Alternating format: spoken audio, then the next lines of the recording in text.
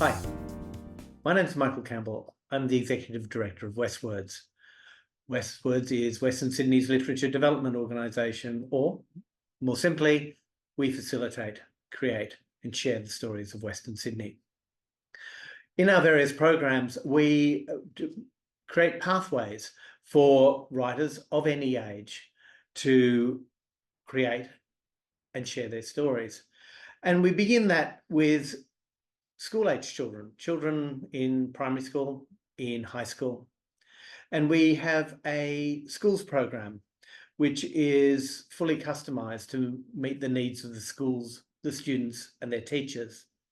Generally, the schools program is made up of author talks, masterclasses, workshops, short and long-term residencies, as well as professional development for the teachers.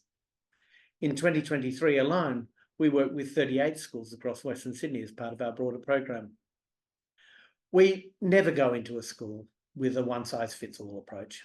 We spend significant time with each school ensuring the right mix of engagement and, importantly, ensuring that the always professional writer we bring in to collaborate with the children and young people aligns with the school, the teachers, and the needs of the children and young people we're going to be working with. Many of our schools have high First Nations cohorts. Many of those schools see the benefits of having a First Nations facilitator leading the activities. And quite often, we reach out to writer, illustrator, animator, mixed media artist, Dub Leffer. Hi, Dub. How are you? Yeah, good, thanks. Yeah. Dub is descended from the Bigabul people of southwest Queensland, as well as being of French, Syrian and Irish heritage.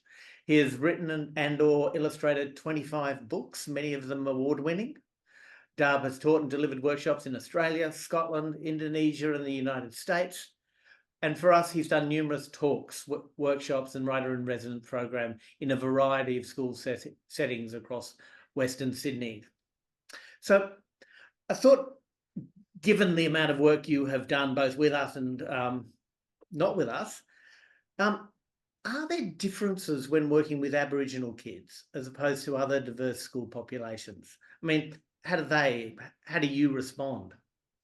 Yeah, there are differences. Yeah, that's a great question. The differences are learning styles. There's a visual. This is a wide generalization, but there is a large contingent of Indigenous learners which learn visually, and so the way that you deliver a class or a workshop, you have to keep that in mind, and because some schools that I've visited, it could be English is like fourth language. And so sometimes that can be, English becomes a weakness in that sense, and so you have to make it a strength, and also while keeping the strength of other languages alive, and usually the kids are showing you. And that's one of the things that you do see in classes, that the kids want to teach you something. They already are teachers, and so they want to show you their life, their world, and so it's being able to, they're not so much as telling you that world, they're showing you. And so my role is getting them to tell people as well as show. So that's probably the main difference that I've come across. Yeah. And so how do you respond when you're working with them and sort of helping them show you their worlds. How do you Mm. do that translation if they're visual learners to language? Yes. Well, it's sort of it's like it's hidden teaching, really. So I put them in the role of the teacher. So, and then we can just expand on whatever they show me. So, oh, let's how do you spell that? What's that? You know, you said about this animal or this fruit or something. How do you spell that? You know, just oh, okay, let me just write this down. Mhm. And so what you're doing is you're normalizing it. Yeah.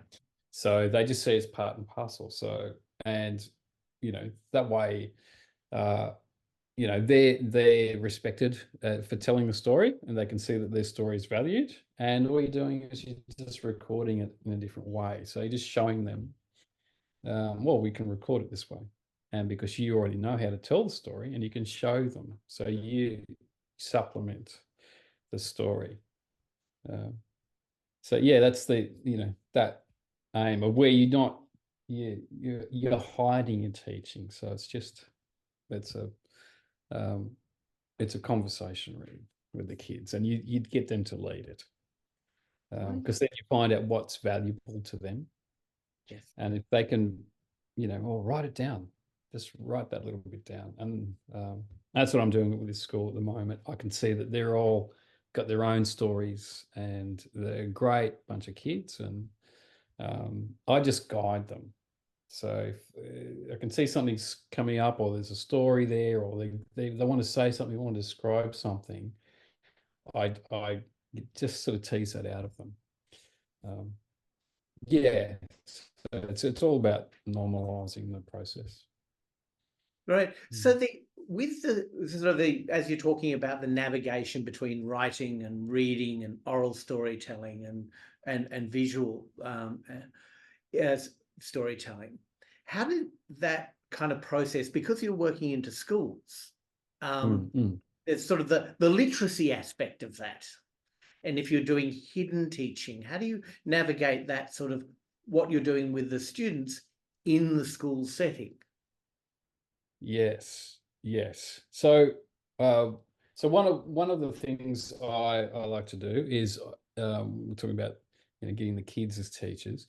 Some of the kids, you can see that they're already in a leadership role where they will help their friends spell a word, and you can just ascertain that students are, they've got some strength in their grammar, and so just pairing them with somebody, or just going,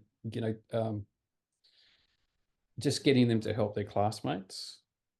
Um, so it's sort of there's no embarrassment there, because that can be, and I often put that on the back foot when it comes to spelling.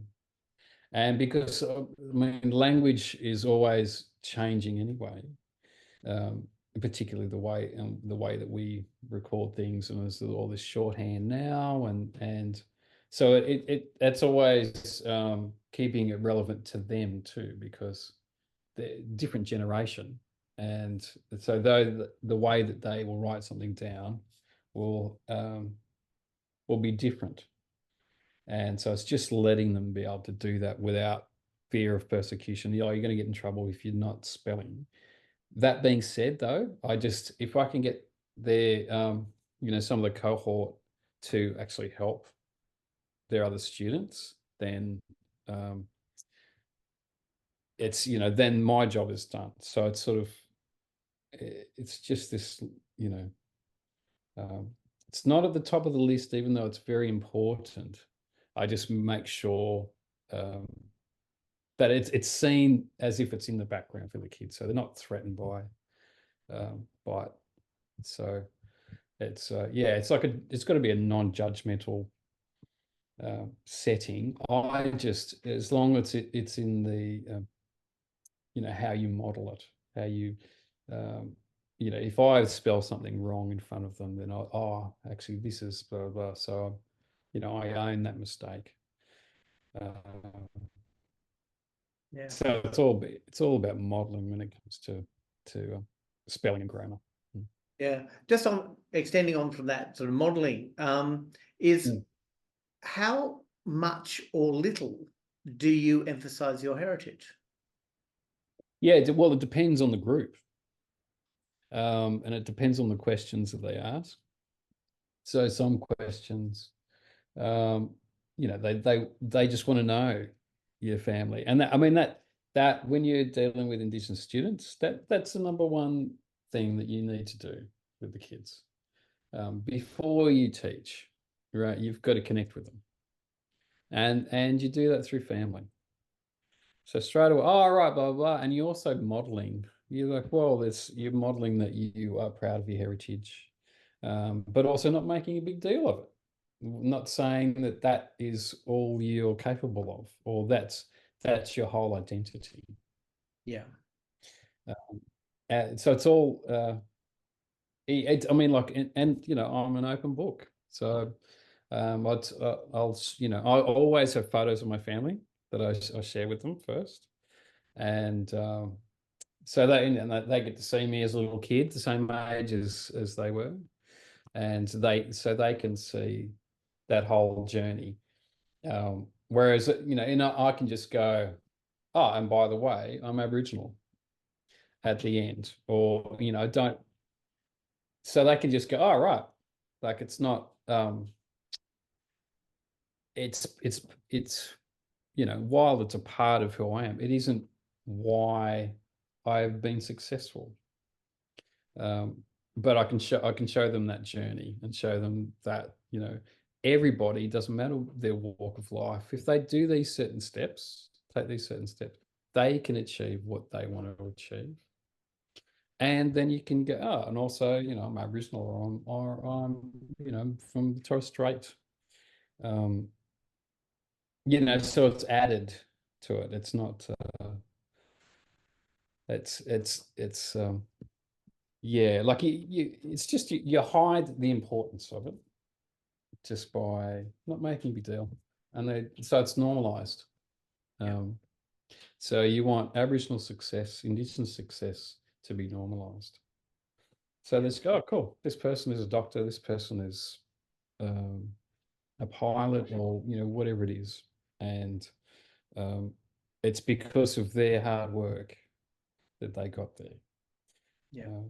So it's there's a I mean it's it comes up a lot, and which is what you want the kids to be engaged. So that's one way to engage the kids. Yeah. Terrific. Are there any particular sensibilities you need to keep in mind or not when working with Well, sort of Aboriginal kids? yeah. Well, it depends where you're working.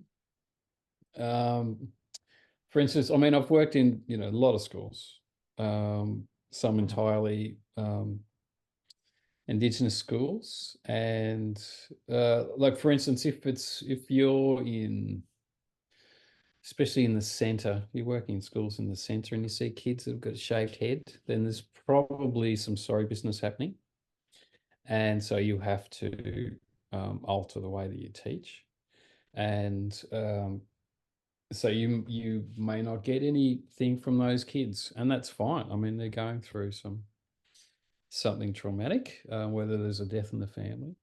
So that's often a big. It's a visual indicator without somebody saying, "Oh, I'm feeling terrible." So you just so you know how to respond. Another one is sometimes, especially when it comes to, and these are more remote groups. That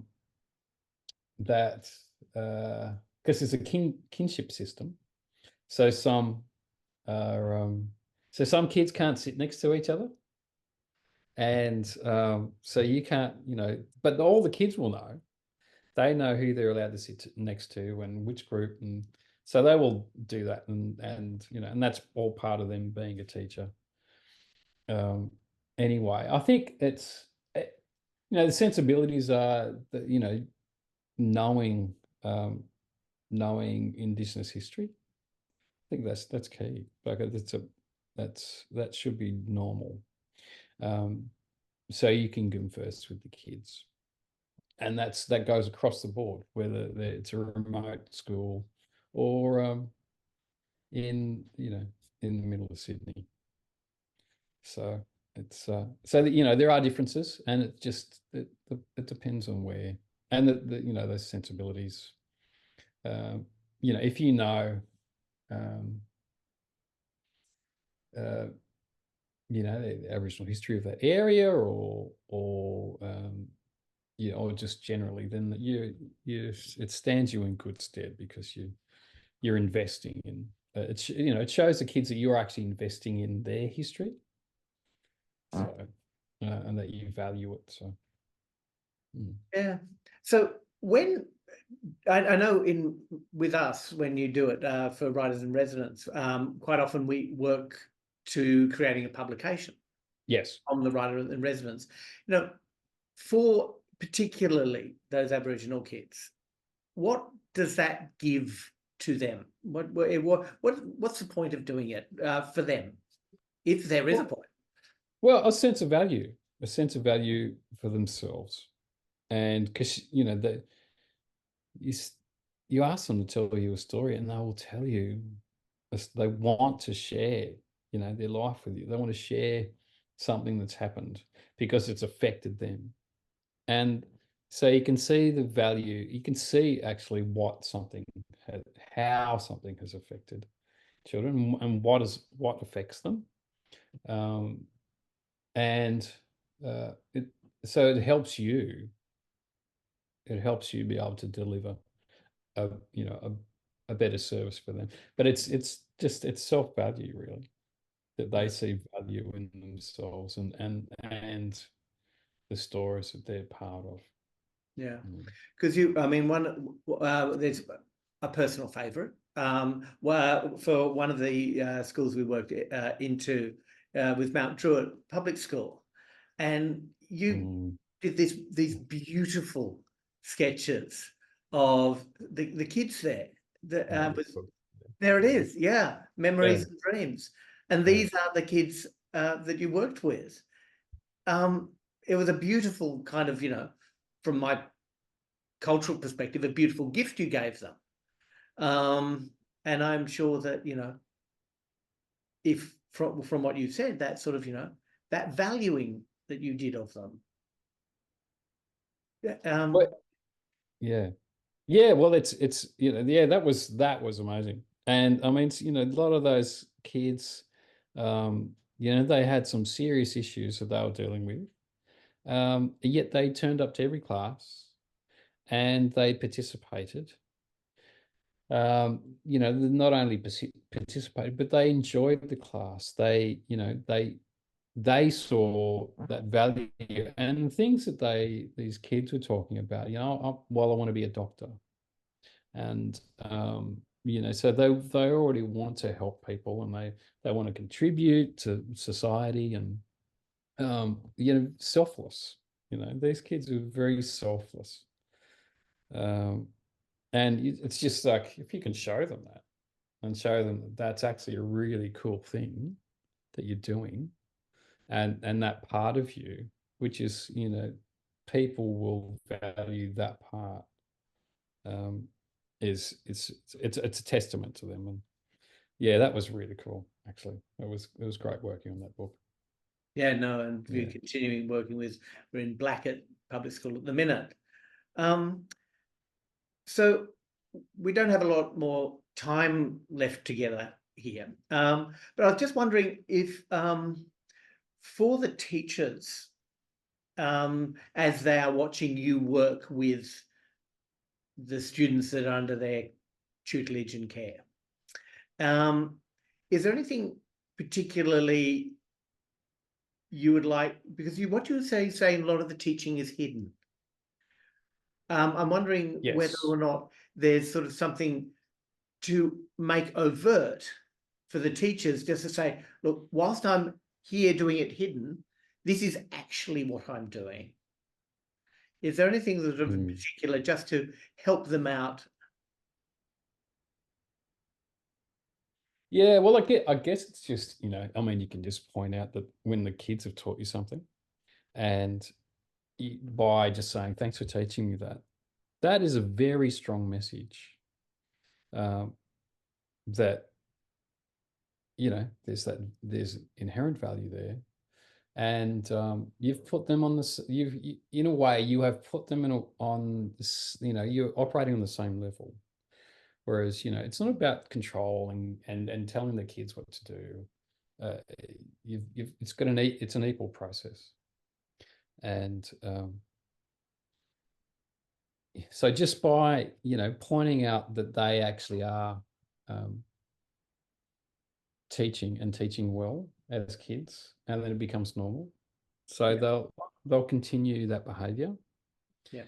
And so you can garner a lot. And even if they tell you something about Aboriginal culture or about their family, things like that. So these kids they're talking about it because they want to connect with you. So it's okay to do that, because then they'll volunteer more information, and also um, they will value that you are teaching. They'll value teaching, and that's what you want. If your kids can, um, they just make that connection, and then they'll be receptive to being taught other things, and also teaching themselves and teaching others. And that's what you want. You want them to grow up and pass that on. So if that can help teach, I mean, and I know teachers do an incredible job, a very, very demanding job already. And if we can help in any way, and if I can help in any way, um, that would be my advice. Yeah. Thank you so much, Dub. What you do is beautiful. It's for the teachers, allowing and reminding that young people can teach us at every moment. And it is an exchange, it's an equal exchange of both personal humanity and culture. Thank you. Thank you. Thank you, Michael.